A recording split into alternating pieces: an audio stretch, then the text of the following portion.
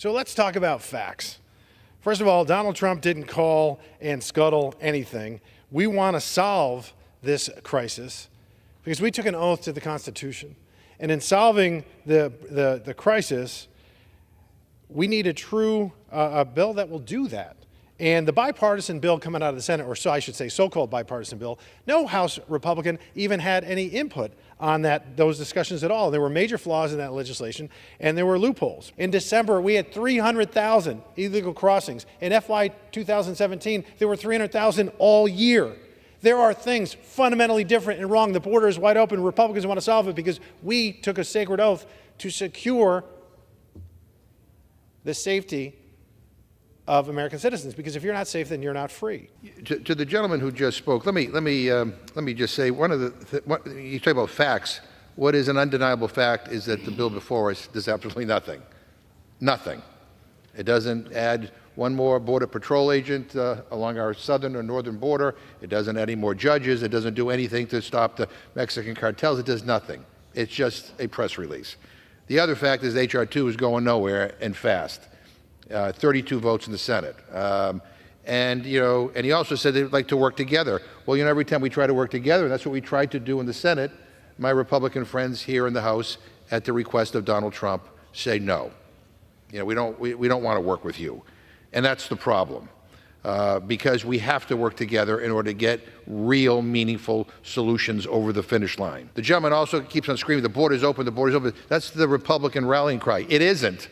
But say it enough times and maybe people might believe you and try to come here because you keep on saying that. But, Mr. Speaker, the American people are smart. I mean, they know the difference between empty promises and real action. They know that the only way to get things done in divided government for problems to be solved, like the border, members of both parties have to work together. They know that come November, the future of this country is in their hands. They've seen the complete and utter disaster that this Republican majority has created in this Congress. They've witnessed the absolute chaos House Republicans have thrown the country into. We're in the Rules Committee. All bills of consequence go through the Rules Committee before they come to the House floor. The last bill that we reported on the Rules Committee to the House floor that became law was 9 months ago. How can that happen?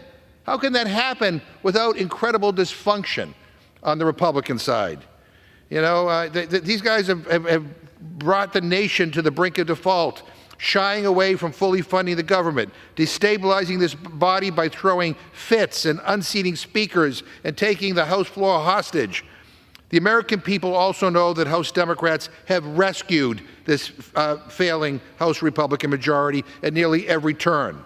House Democrats carried the vote to ensure that the United States didn't default on its debt. House Democrats have kept the government running despite GOP leadership wasting time pursuing unrealistic, draconian spending cuts. And House Democrats have used every opportunity to stand against conservative legislation that would hurt average Americans. This majority has been nothing but dysfunctional, Mr. Speaker. They have no new ideas, no tangible solutions, no drive to address pressing domestic and global challenges. The American people know that, which is why Republicans are going to lose in November. I urge my colleagues to vote no on this rule. And with that, Mr. Speaker, I yield back my time.